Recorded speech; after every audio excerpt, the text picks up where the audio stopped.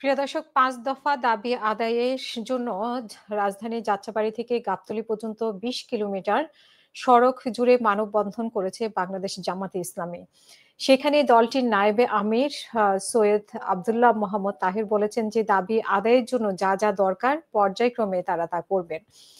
আজকেই মঙ্গলবার উপস্থিত এই জামাত নেতা বলেন যে তাওয়া গরম করে রেখেছি, তাওয়া গরমের সময় লাগে। কিন্তু গরম তাওয়ায় যখন বুট দেবেন তখন ফুটতে আর সময় লাগবে না।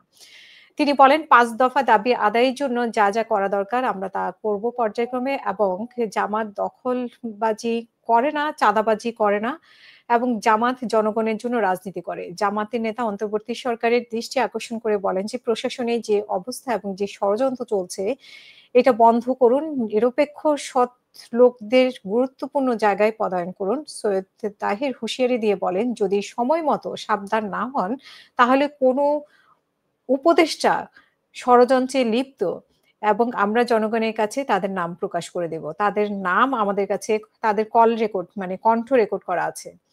এবং উনি হুঁশিয়ারি দিয়ে বলেছেন যে তাদের সময় মতো তাদের নাম প্রকাশ করা হবে। এবং মিটিংয়ে কারা কি বক্তব্য দেন এর খবরও আছে। আমরা তাদের সংশোধনের জন্য সময় দিতে চাই। প্রিয় দর্শক, একই হুমকি আসলে এনসিপি থেকেও দেওয়া হয়েছে এবং জামাত থেকেও দেওয়া হচ্ছে যে সব ধরনের রেকর্ড তাদের কাছে আছে। সময় মতো তারা প্রকাশ করবে। এটা এনসিপিও বলেছে এবং জামাত নেতাও বলছেন। সম্প্রতি জনপ্রশাসনের একজন সচিব নিয়োগের বিষয়ে তীব্র সমালোচনা করে আব্দুল্লাহ মোহাম্মদ তাহের অভিযোগ করেন যে সরকারের কোনো উপদেষ্টা আমাদের আশ্বস্ত করেছিলেন যে আমরা এখানে কোনো দলীয় লোক দেব না।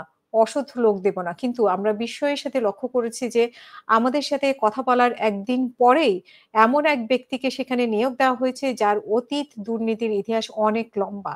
সে একটি দলের প্রতি পরিপূর্ণভাবে অনুগত এবং এই জামাত নেতা যোগ করেন, আমি পুলিশের ঊর্ধ্বতন কর্মকর্তাদের সঙ্গে আলোচনা করেছিলাম। সেখানে একই রকম কথা। প্রচন্ড চাপ কোনো একটি দলের লোকদের নিয়োগ দেওয়ার জন্য এবং আমরা বলতে চাই যে কোনো একটি দলের লোককে বিভিন্ন গুরুত্বপূর্ণ সিভিল এবং পুলিশ প্রশাসনে বসিয়ে যে নকশা নির্বাচনের ষড়যন্ত্র করা হচ্ছে, এতে করে নির্বাচন সুষ্ঠু হওয়ার কোনো লক্ষণ দেখা যাচ্ছে না।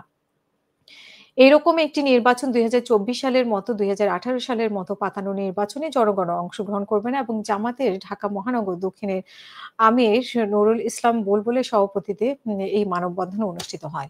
প্রিয় দর্শক, আজকে এ পর্যন্তই। পরবর্তী নিউজের জন্য অপেক্ষা করবেন এবং আমরা যেটা দেখেছি যে আসলে জামাত থেকেও যেরকম হুমকি দেওয়া হচ্ছে, এনসিপি থেকেও হুমকি দেওয়া হচ্ছে এবং তাদের দাবি আদায়ের জন্য যতটুকু করার ততটুকু তাদের জন্য করতে হবে। না হয় যে মানে উপদেষ্টাদের নাম যেকোনো মুহূর্তে প্রকাশ করা হবে। রেকর্ডটা নিশ্চয়ই আসলে এনসিপির কাছেও আছে, জামাতের কাছেও আছে। সো পরবর্তী আপডেট জানা পর্যন্ত সাথেই থাকবেন। আল্লাহ হাফেজ। আসসালামু আলাইকুম।